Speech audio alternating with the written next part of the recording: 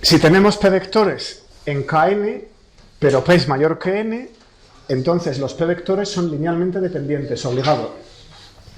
Eso es un caso particular del anterior. Lo anterior es un caso particular de esto.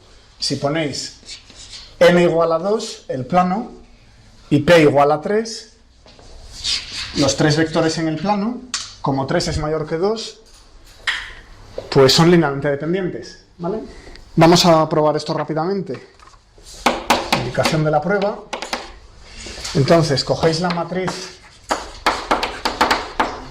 V1 hasta Vp, ¿vale? Matriz A, en la que ponemos uno de estos vectores en cada columna. Es lo que hemos dicho antes. Los vectores son las columnas de un sistema lineal, las columnas de coeficientes, ¿vale? Lo escribo. Columnas de coeficientes del sistema lineal asociado. Bueno, entonces esto produce el sistema A, la matriz es n por p, tiene p vectores, que son p columnas, y cada vector está en k elevado a n. Luego tiene n componentes. Esto viene de que cada vector está en k a la n. ¿Vale? Y esto lo multiplico por x, que tiene p componentes, las p incógnitas, para dar 0. ¿Vale? Y ese 0 en realidad es un vector de dimensión n. ¿Se ve? Eso es el sistema lineal asociado. Bueno, pues esto es un sistema lineal que tiene p mayor que n, por hipótesis del teorema. ¿Vale? O sea que tiene más variables. Lo vemos aquí, las variables vienen indexadas hasta p. ¿Qué ecuaciones? Porque las ecuaciones vienen indexadas hasta n. Como mucho hay n ecuaciones. O sea que hay más variables que ecuaciones. Es un sistema homogéneo con más variables que ecuaciones. Por tanto, además de la solución trivial, tiene otras. Tiene solución en la que no todas las x son 0. No todas son 0. Inmediatamente sabemos que las columnas tienen que ser linealmente dependientes, las x me lo están diciendo. Bueno, ¿qué pasa si en lugar de Kn hablamos de funciones? Las funciones hemos dicho que se podían sumar, o sea que podemos tener espacios lineales hechos de funciones. Claro, esos espacios lineales ya no son de dimensión finita.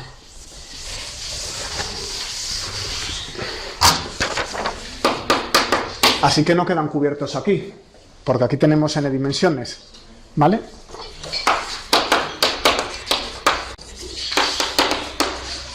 Entonces hay que prestar atención a la función 0.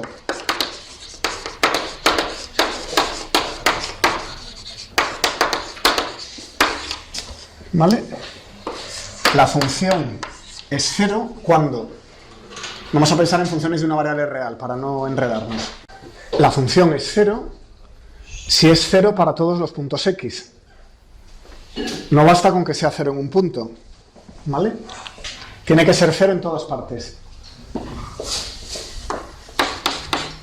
Eso es lo importante. Para todo x es 0. Sí. Entonces, como ejemplo, coseno de x y coseno de 3x son linealmente independientes. A ver, primera burrada del día. Coseno de 3x es 3 coseno de x. Por tanto, son proporcionales y son linealmente dependientes, ¿verdad? Al que haga eso me lo crujo. ¿Vale? Nada de sacar ese 3 fuera. Lo he visto. Esto lo he visto. Coger a coseno de 3x, 3 coseno de x. Es lineal. El coseno no es lineal. ¿Vale? Ok. ¿Por qué son linealmente independientes? Bueno, es cierto que si cojo pi cuartos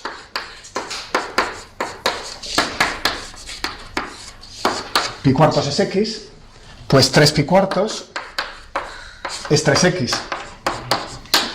Y esto es raíz de 2 partido por 2 menos raíz de 2 partido por 2, que es 0.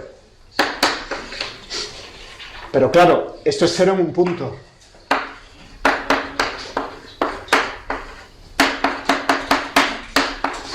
Y hay algunos más, seguro que si os entretenéis sacáis otros, a infinitos, ¿vale? O sea que sí puede ser 0 en algún sitio, pero no es 0 como función, no es idénticamente 0. Esa función es 0 si es 0 en todos los puntos, ¿vale? Entonces, desde este punto de vista, coseno de x y coseno de 3x son linealmente independientes, porque hay puntos. A ver, si cogemos 0 ya hemos ganado, coseno de 0 es 1, y coseno de 3x, que es coseno de 0 también, es 1, da 2. Eso es distinto de 0. O sea que no puedo decir que alfa 1 igual a 1, alfa 2 igual a 2 son la solución no trivial del sistema de ecuaciones o alguna elucubración así. Alfa 1 igual a 1, alfa 2 igual a 1 no me sirve, porque hay puntos donde no es 0. ¿Vale? No es cierto en general. Bueno, sin embargo, coseno de x, coseno de 3x, seno de 2x por seno de x, es un conjunto que tiene 3 funciones que son linealmente dependientes. Estos son linealmente dependientes, ¿lo veis? A ver, la pista aquí es que coseno de A más coseno de B, esto era menos 2 seno de A más B medios, seno de A menos B medios, ¿verdad? Cosa que se usa mucho en interferencia. Entonces, si ponemos por aquí x y por aquí 3x, pues aquí me queda 3 y 1, 4 entre 2, 2x, y aquí me queda x, que es lo que hay arriba. ¿Vale? Entonces, ¿cuáles son los coeficientes? Alfa 1, alfa 2 y alfa 3 de la combinación lineal. ¿Vale? Lo que serían las soluciones no triviales del sistema lineal. Pues en este caso, que sería 1, 1, 2. ¿Verdad? Coseno de A más coseno de B, o sea, coseno de x más coseno de 3x, más 2 seno de 2x seno de x es igual a 0. Por tanto, son linealmente dependientes para todo x. ¿Vale? Eso es. Entonces se entiende que esto es el V1, esto es el V2, esto es el V3, y que con esos coeficientes, V1 más V2 más 2V3 es igual a 0. En el teoremilla justo anterior habíamos dicho que en Rn o Cn no podía haber más de n vectores linealmente independientes, porque si teníamos p mayor que n ya eran linealmente dependientes. Esto es lo anterior, ¿verdad? Se reduce a lo anterior, ¿vale? Es lo anterior. Sin embargo, aquí, con funciones, esto no es cierto. En principio podemos tener un número arbitrario de vectores linealmente independientes.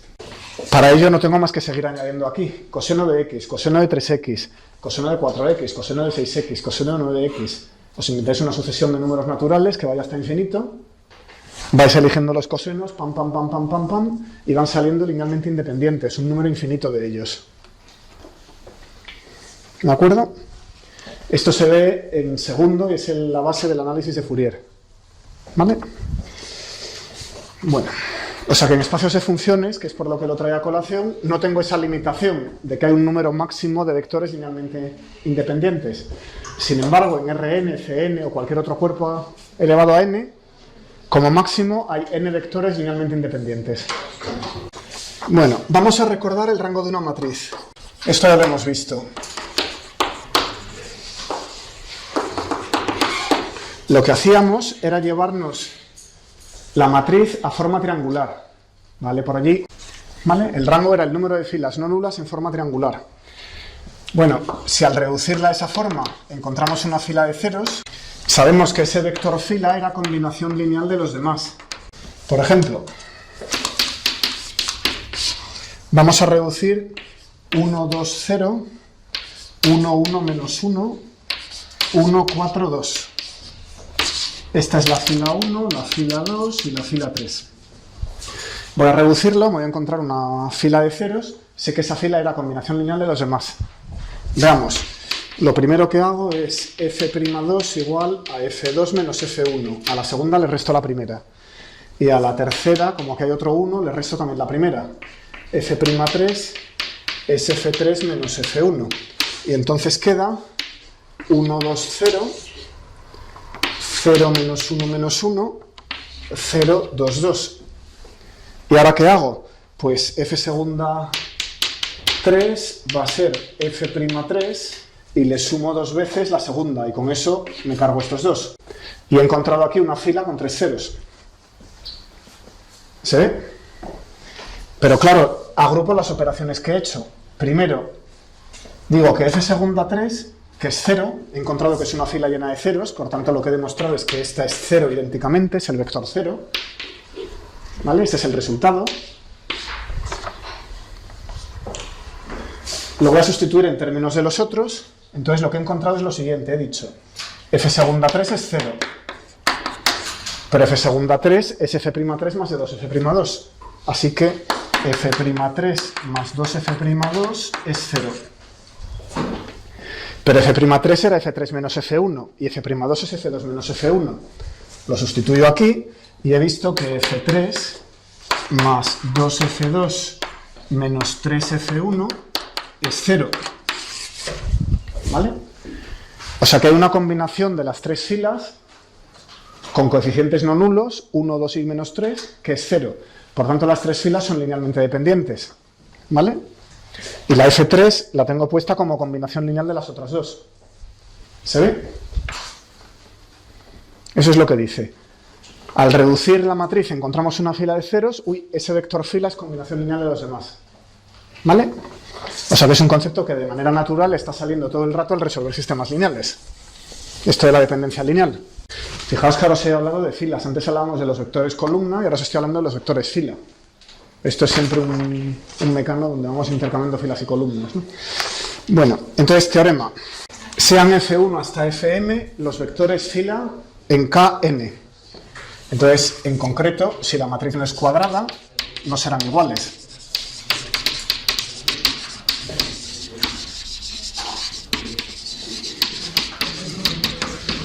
En este caso no estoy pidiendo que n sea igual a m, ¿vale? Podría serlo, podría no serlo.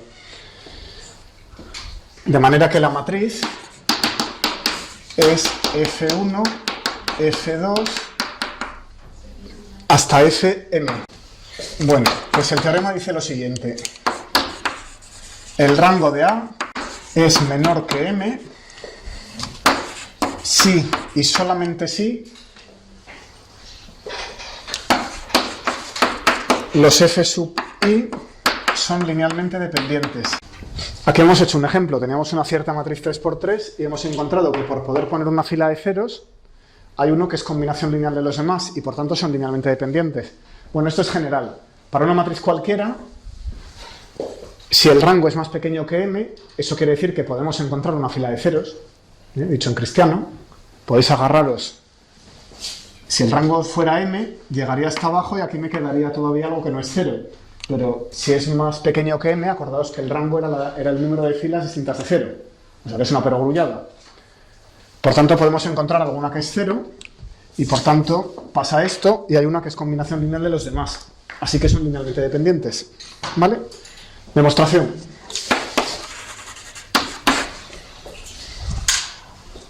Elegimos Fm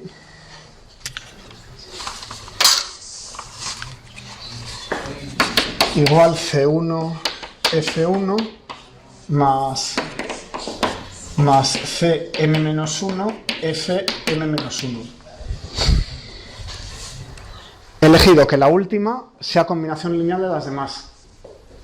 Si no, permuto dos filas. Cojo dos ecuaciones y las permuto. ¿Vale? Entonces, si una de ellas es combinación lineal de los demás, esto quiere decir que aquí he usado dependencia lineal. Vamos a ponerlo. Y lo otro que hemos usado es la elección de la última fila. Bien, esto quiere decir que Fm menos C1F1 menos Cm-1 Fn-1, elijo esto, que lo que hace es pasarlo todo a la izquierda y ponerlo a 0. Entonces a esto lo llamamos F'M y por la ecuación anterior tiene que ser 0. O sea que operando, si tengo una que sea combinación lineal de los demás, por tanto son linealmente dependientes, y al revés, operando llego a una fila de ceros. Por tanto, como hay una fila de ceros, el rango es más pequeño que el tamaño. O sea que el rango de A es menor que M.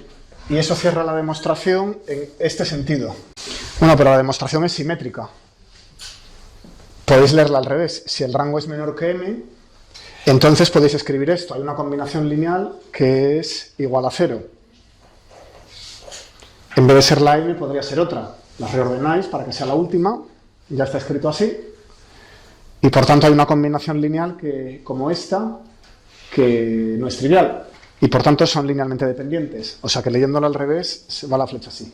¿De acuerdo? Bien. Pues eso era la dependencia lineal.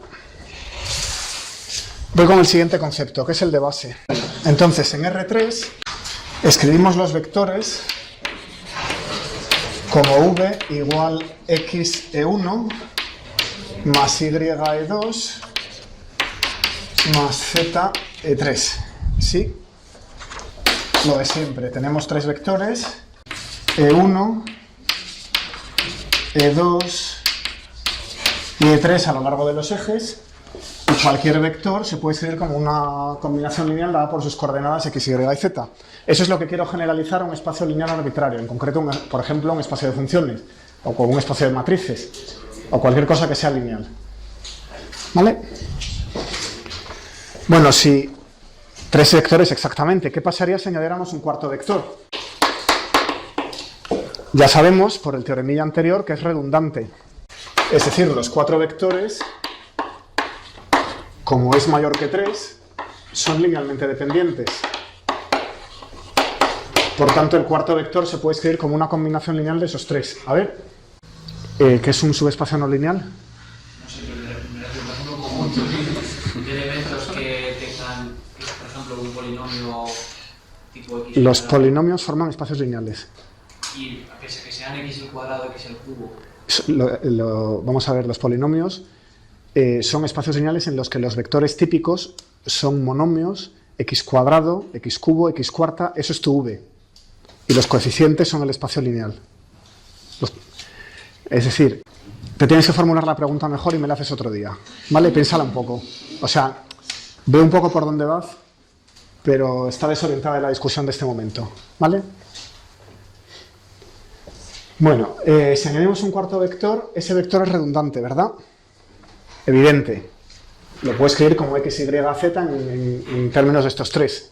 ¿Vale? Es decir, SV sería xe1. Bueno, ya lo tengo aquí escrito, no tengo que volver a escribirlo. Es redundante. ¿Vale? Lo escribo de esta manera y es combinación lineal de los otros. ¿Qué pasa si elegimos esos dos vectores, e3 y e1 más e2?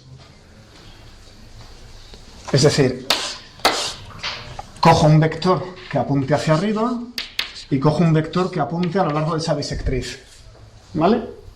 Entonces, claramente me falta, para completar el espacio, me falta una dirección. Por aquí no tendría nada. ¿Qué hago con esto? Un vector que pase por ahí, que vaya a lo largo de esa recta, no se puede escribir como una suma de nada en el plano que forman los otros dos. Está fuera del plano. Entonces, la tercera dimensión que sale para allá, perpendicular a estas dos, ¿se entiende? Eso es perpendicular a ese plano. Pues no puedo describirlo con estos dos vectores. Por tanto, no es completo. De alguna manera me van a faltar vectores. O sea que esto es insuficiente.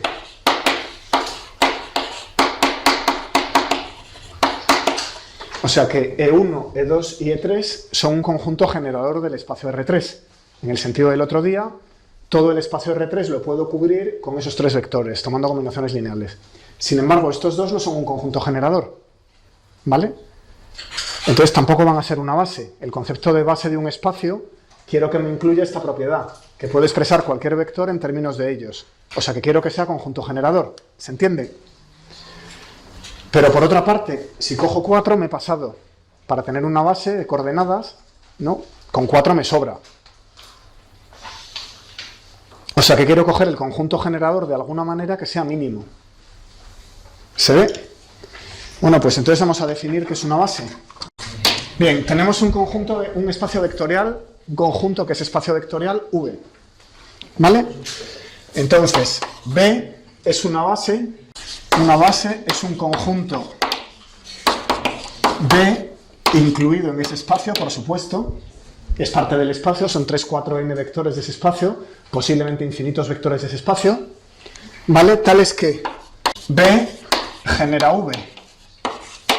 ¿Vale? B es un conjunto generador de V. V es la envolvente lineal de D. O sea que la base tiene que ser conjunto generador. Con eso me he quitado este problema. Eso no es una base de R3, porque no es un conjunto generador. Y 2, es linealmente independiente, que es de lo que estábamos hablando toda esta clase. Con eso, al pedir independencia lineal, me quito esto del cuarto vector. Ese vector redundante, lo que es una combinación lineal de los otros, fuera con él. O sea, exigiendo esas dos propiedades, generalizamos esto del E1, E2, E3 a cualquier espacio. ¿Vale? Así que si tenéis un espacio abstracto, tenéis que mirar para decidir si un conjunto es una base, si satisface esas dos propiedades. Que todo vector del espacio lineal sea combinación, se puede escribir como combinación lineal de los vectores de la base, eso es que sea generador, y además que los vectores de la base entre sí mismos sean linealmente independientes. Ejemplos. Ejemplos mañana.